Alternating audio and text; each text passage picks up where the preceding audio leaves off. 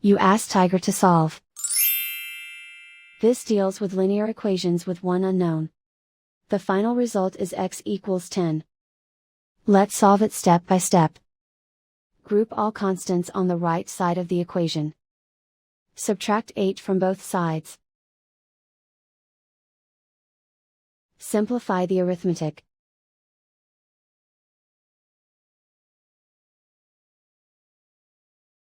Isolate the x. Multiply both sides by 5. Group like terms. Multiply the coefficients. Simplify the fraction.